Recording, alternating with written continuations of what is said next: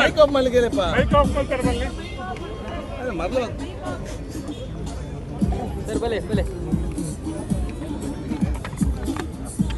So ಸ್ವಾತಂತ್ರ್ಯೋತ್ಸವ ಶುಭಾಶಯ ನಿಮ್ಗೆಲ್ಲರಿಗೂ ಕೂಡ.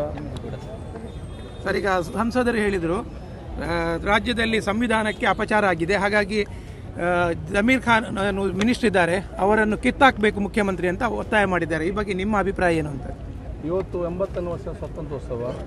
ನಿಮಗೆಲ್ಲರಿಗೂ ಕೂಡ ಸ್ವಾತಂತ್ರ್ಯೋತ್ಸವ ಶುಭಾಶಯ ಸಲ್ಲಿಸ್ತೇನೆ.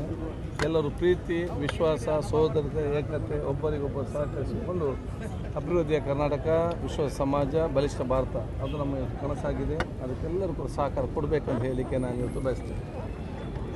ಪ್ರಶ್ನೆಗೆ ಉತ್ತರ ಬರಲಿಲ್ಲ. ಇದೇ ಉತ್ತರ ಅಲ್ಲ, ಒಗ್ಗಟ್ಟಲ್ಲಿ ಇರಬೇಕಂತ ಹೇಳಿದೆ ಅಲ್ಲ. ಒಗ್ಗಟ್ಟಲ್ಲಿ ಇಲ್ಲ ಅಂತ ಹೇಳ್ತಾರೆ ಯಾರು ಒಬ್ಬರು ಒಗ್ಗಟ್ಟಲ್ಲಿ ಇಲ್ಲ ನೋಡಿ. ಇವತ್ತು ನಾವೆಲ್ಲ ಒಗ್ಗಟ್ಟು, ಪ್ರೀತಿ, ವಿಶ್ವಾಸ, ಸಮಾಜ ಒಬ್ಬರು ಅರ್ಥ ಮಾಡಿಕೊಂಡು ಹೋಗಬೇಕಂತ ಹೇಳಲಿಕ್ಕೆ ನಾನು ಇವತ್ತು ಇಚ್ಛಿಸುವಂಥ ಇದರಲ್ಲಿ ಜಮೀರ್ ಅಹ್ಮದ್ ಖಾನ್ ಅಂತಹ ದೇಶ ಪ್ರೇಮ ಅದಕ್ಕೆ ಜಾಸ್ತಿ ಬೇರೆಯವ್ರಿಗೆ ಜಾಸ್ತಿ ತೋರಿಸಲಿಕ್ಕಿಲ್ಲ.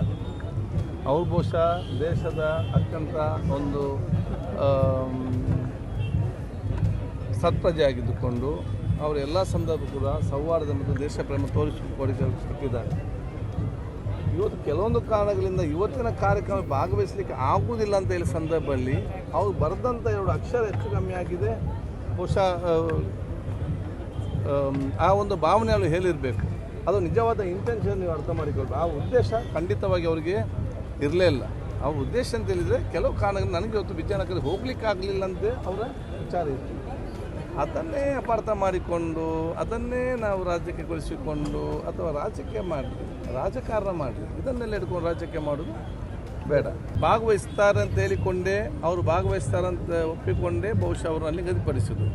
ಕೆಲವೊಂದು ಸಂದರ್ಭದಲ್ಲಿ ಕಡೆಗಳಿಗೆಯಲ್ಲಿ ಇವತ್ತು ಅಲ್ಲಿಗೆ ಹೋಗಲಿಕ್ಕೆ ಆಗದಿದ್ದ ಕಾರಣ ಅವರ ಪತ್ರವನ್ನು ಅಧಿಕೃತವಾಗಿ ಬರೆದು ಬೇರೆ ನೇಮಕ ಮಾಡಿ ಕೇಳಿಕೊಂಡಿದ್ದಾರೆ. ಈ ಬರೆದಂಥ ನಮ್ಮ ನಿಜವಾದ ಉದ್ದೇಶವನ್ನು ಬಿಟ್ಟು ಈ ಬರೆದಂಥ 2 ಶಬ್ದಗಳ ಇಟ್ಟುಕೊಂಡು ಅದರಲ್ಲಿ ಇವತ್ತು ರಾಜಕೀಯ ಮಾಡೋದು ಸರಿಯಾಗಿಲ್ಲ ಅಂತ ಹೇಳಲಿಕ್ಕೆ ನಾನು ಇವತ್ತು ಬಯಸ್ತೇನೆ. ಈ ದೇಶದ ಸರ್ವರಿಗೂ ಕೂಡ ದೇಶ ಪ್ರೇಮ ಇದೆ, ಸರ್ವರು ಕೂಡ ಸಮಾಜಕ್ಕೆ ಕೊಟ್ಟಿದ್ದಾರೆ. ಜಮೀರ್ ಅಹ್ಮದ್ ಕೂಡ ಇವತ್ತು ದೇಶ ಪ್ರೇಮ ಬಹುಶಃ ಯಾರು ಪ್ರಶ್ನಿಸುವಂಥದ್ದು.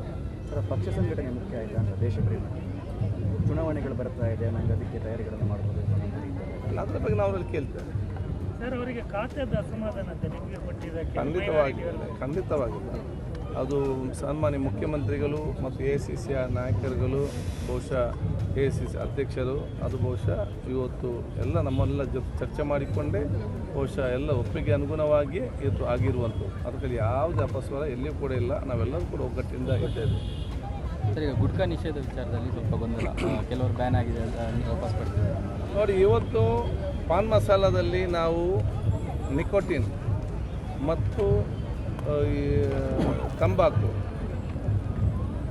ಹಾಗೆ ಗುಟ್ಕಾ ಇದೆಲ್ಲ ಪಾನ್ ಮಸಾಲದಲ್ಲಿ ನಿಕೋಟಿನ್ ಮತ್ತು ತಂಬಾಕು ಮತ್ತು ಗುಟ್ಕಾಗಳು ಕೆಲವೊಂದು ಕಡೆ ಮಿಕ್ಸ್ ಆಗಿ ಇವತ್ತು ಬರ್ತಾ ಇದೆ. ಇದನ್ನು ನಾವು ಇವತ್ತು ಬ್ಯಾನ್ ಮಾಡಿದ್ದೇವೆ. ಅದಲ್ಲದೆ ಪಾನ್ ಮಸಾಲೆ ಅದು ಸಪ್ರೇಟಾಗಿ ಪಾನ್ ಮಸಾಲೆ ಬರೋದಾದರೆ ನಮ್ದು ಯಾರು ಕೂಡ ಪ್ರಾಬ್ಲಮ್ ಇಲ್ಲ. ಈಗ ಇವರು ಉದ್ಯಮಿಗಳ ಒತ್ತಡಕ್ಕೆ ಮಣಿದು ಹಿಂತೆಗೆದುಕೊಳ್ಳಲಾಗಿದೆ ಅಂತ. ಅಡಿಕೆ ಬೆಳೆಗಾರರಿಗೆ, ಅಡಿಕೆ ವ್ಯಾಪಾರಸ್ಥರಿಗೆ ಯಾವುದೂ ತೊಂದರೆ ಇದರಿಂದ ಆಗುವುದಿಲ್ಲ. ಹಿಂದೆ ನಾನು 2014ರಲ್ಲಿ ನಾನು ಗುಟ್ಕಾವನ್ನು ನಿಷೇಧ ಮಾಡಿದಾಗ ಇದೇ ರೀತಿ ಕೆಲವೊಂದು ವಿಚಾರ ಇತ್ತು. ಆಗ ನಾನು ಹೇಳಿದೆ ಅಡಿಕೆ ಬೆಲೆ ಜಾಸ್ತಿ ಆಗ್ತದೆ, ಕಡಿಮೆ ಆಗುವುದಿಲ್ಲ ಅಂತ ಹೇಳಿಕೊಂಡು. ಅದೇ ರೀತಿ ಅದ ನಂತರ ಅಡಿಕೆ ಬೆಲೆ ಜಾಸ್ತಿ ಆಯಿತು.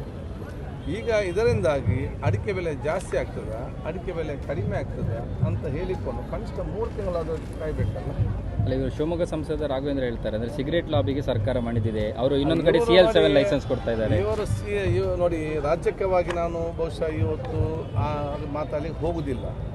ಇದರಲ್ಲಿ ಆ ರೀತಿ ಯಾವುದೇ ಒಂದು ನಮಗೆ ಉತ್ತಮವಾದ ಆರೋಗ್ಯಕ್ಕೆ ಪೂರಕವಾದ ಉತ್ತಮ ಉದ್ದೇಶ ಇಟ್ಟುಕೊಂಡು ನಾವೊಂದು ಯೋಜನೆ ತಂದರೆ ಆರೋಪ ಮಾಡೋದಾದರೆ ಸಾರ್ವಜನಿಕ ಆರೋಪ ಏನಿದೆ, ಇವರೆಲ್ಲ ಗುಟ್ಕಾ ಲಾಬಿಗೆ, ಪಾನ್ ಮಸಾಲದ ಕಂಪನಿ ಲಾಬಿಗೆ ಇವತ್ತು ಮಾರಕವಾಗಿ ಯಾರು ಇವತ್ತು ಸಹಚರನ ಕಳಿಸ್ತಾರೆ ಅವರ ಲಾಬಿಗೆ ಮಣಿದು ಇವತ್ತು ಒತ್ತಾಯ ಮಾಡ್ತಿದ್ದಾರೆ ಅಂತೇಳಿ ಜನರ ಸಾರ್ವಜನಿಕರ ಭಾವನೆ ಮತ್ತು ವಿಚಾರಗಳಿಗೂ ಇದೇ ಹೇಳಲಿಕ್ಕೆ ಬಯಸ್ತೇನೆ.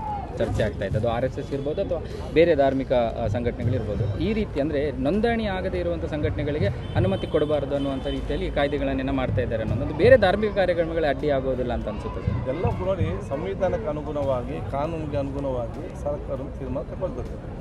ಕಾಂಗ್ರೆಸ್ ಸರ್ಕಾರ ಸನ್ಮಾನ್ಯ ಮುಖ್ಯಮಂತ್ರಿ ಡಿ ಕೆ ಶಿವಕುಮಾರ್ ಇರಲಿ, ಎಲ್ಲ ಸಚಿವ ಸಂಪುಟ ಸದಸ್ಯರಿರಲಿ, ಪ್ರತಿಪಕ್ಷದ ನಾಯಕ ನಾವೆಲ್ಲ ಚರ್ಚೆ ಮಾಡಿದ್ವಿ. ಜನರಿಗೆ ಯಾವುದೇ ತೊಂದರೆ ಆಗದ ರೀತಿಯಲ್ಲಿ ಬಹುಶಃ ನಾವು ತಗೊಳ್ಳುವಂಥದ್ದು.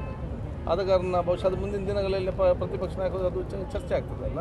ಆ ಸಂದರ್ಭದಲ್ಲಿ ಕಾಂಗ್ರೆಸ್ ಸರ್ಕಾರ ಇಂದು ಕೂಡ ಜನಸಾಮಾನ್ಯರಿಗೆ ತೊಂದರೆ ಕೊಡುವಂಥದ್ದು ಮತ್ತು ಸಂವಿಧಾನ ಮತ್ತು ಕಾನೂನಿಗೆ ವಿರುದ್ಧವಾಗಿ ಯಾವುದೇ ತೀರ್ಮಾನ ತಗೊಳ್ಳೋದಿಲ್ಲ.